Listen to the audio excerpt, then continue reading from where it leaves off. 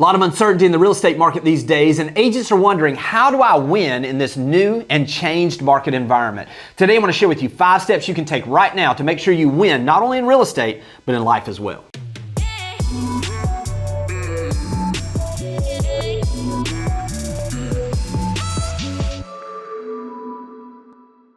Winning means different things to different people. So what I want to do today is I want us to get some clarity on exactly what it is that you can do practically, the things and the steps you can take today that are going to affect whether you're winning in real estate and in life in general in the future. So let's start with number 1, and that is getting a very definitive and clear understanding of what winning is to you. Sometimes one of the biggest challenges we have is a clear understanding of what it is that we should be doing. Another thing is the comparison that we do in this business sometimes, where maybe we're an agent that's been in the business 2 years and we're comparing what winning looks like to somebody that's been in the business 20 years to somebody that's been in 2.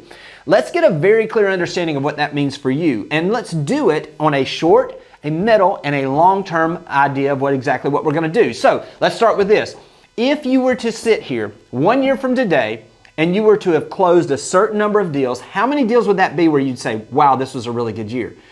What is it that if you were to close in 3 years the number of deals that you would say, wow, I really made some progress here, I'm winning in real estate? 5 years, the same thing. Let's get some clarity. What does that look like? What is the income? What is the lifestyle? Because here's the thing is once we have a target, we can backfill the activities to get us to that level. So let's get a clear understanding.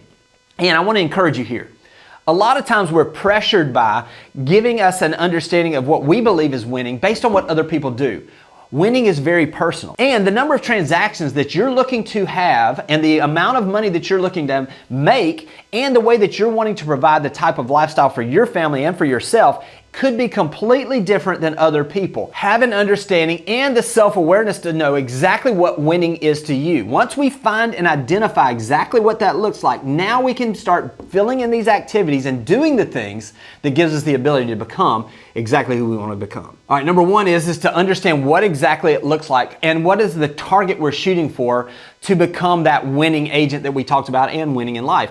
The second thing is now that we've got our target is who is the person that deserves to have that level of success in their life. This is what happened for me. I can remember I was 25 years old. I was basically single. I was young and dumb, I guess you could say. And I was like, you know what? I really am at a point in my life where I want to find someone that I can marry. I want to have a family. I want to become something different than I am.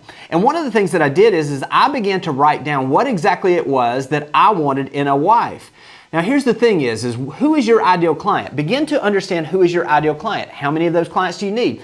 But here was the problem is that as I began to look at who it was that I wanted to marry, all of a sudden I began to become and look at this and I was like, wow, I'm really not the person that's going to be the person that person's going to be attracted to. I got to make some changes myself. So what I did is I became and I understood who it was that I wanted to marry, and I began to become the person that person would be attracted to. Now let's flip this into real estate.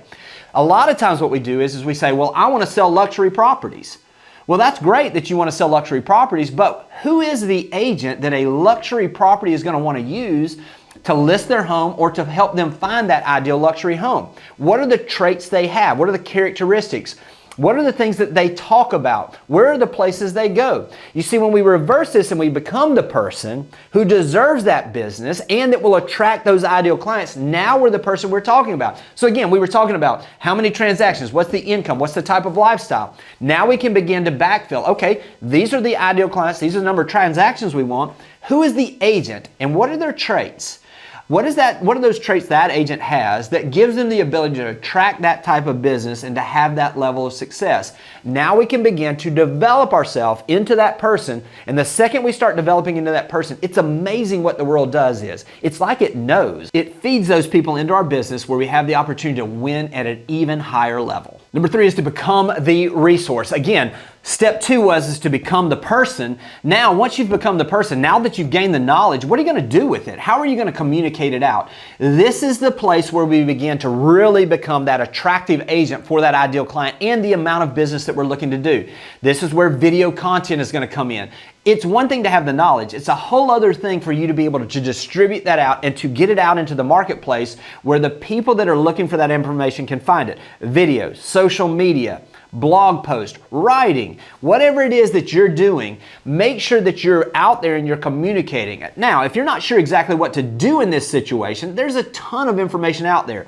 Go out and Google other agents in other markets that are doing this. So if you're in, I'm going to use our market, 30A real estate, for instance, is a big hashtag. It's also a big search term, 30A homes for sale. If you wanted to go into a market like Dallas or Atlanta or somewhere else and you wanted to find an agent that's not in your local market, go in and Google that. Go on YouTube and look at that. Go on and look at the hashtags on social media. Find the people that are doing things in other markets, identify what they're doing, bring it back to your local market, put your local spin on that, and it will perform just as well in your local market as it is in their local market. Again, model what it is that other people are doing, become the resource, become the educator. Don't just hoard the information, get it out to the general public, and you'll begin to attract those ideal clients. The fourth step is to keep a scorecard. Understand how you're doing in relation to the goals you have set. So if this is a situation where we set our 1-year goal that we wanted to have 24 transactions, just to make the numbers easy, 2 per month, what is it that we need to do? And how can you on a daily basis understand whether you're making progress or not? Now, this is a problem that I see a lot of agents do is they don't understand the seasonality of the markets. And so what they'll do is they'll not understand that in a lot of places in the country, January is one of the slowest months of the year. So now we go out there and we're saying, well, we want 2 transactions per month.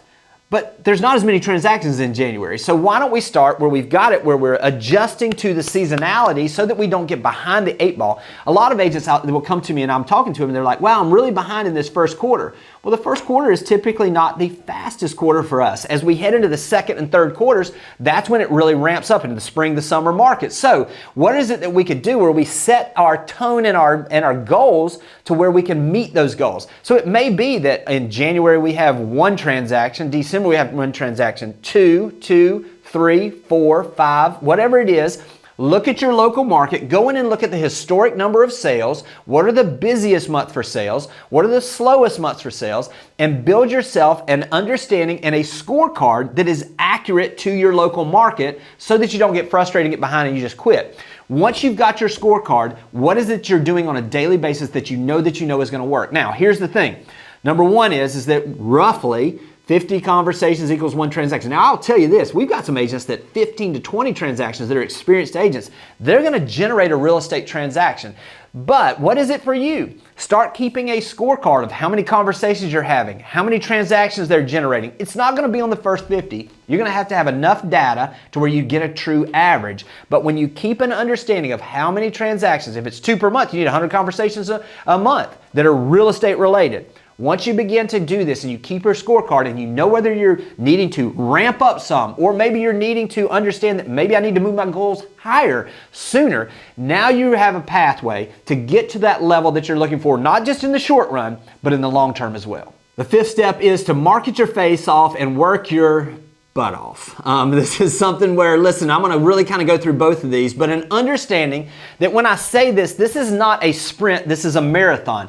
Consistency of action is what's key here. A lot of people, what we will do in a lot of cases is we'll overestimate what we can do in the short run, but we'll underestimate what we can do in the long run. I'm going to give you an example. Friend of mine, Ray Mesa, he's the CEO down at Florida Network, or Florida Realty, down in Central Florida, South Florida areas. What he did was he took a look at himself and he said, you know what? I want to lose 100 pounds. Well, you can't lose 100 pounds in a week. So what he began to do is he made changes on the daily basis and he set himself up that he was going to consistently walk every day, and he literally walked the weight off. 1 year later, he had lost 100 pounds because of the changes he made and the daily consistent things he did. Would it have been realistic for him to think he was going to lose 100 pounds in a week? Absolutely not.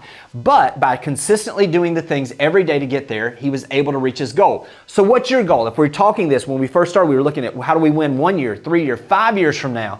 So what are those goals and what can we do on a daily basis? I've always talked about this, but it is so practical that you absolutely, when you apply it to your business and you do this on a daily basis, it will help. So So John Maxwell talks about his rule of 5. I'm going to reiterate this, and I'm going to say it probably till the day I die. What he says is that his rule of 5 is that if you have a tree to cut down, and let's say your goal is that you're going to reach a certain level.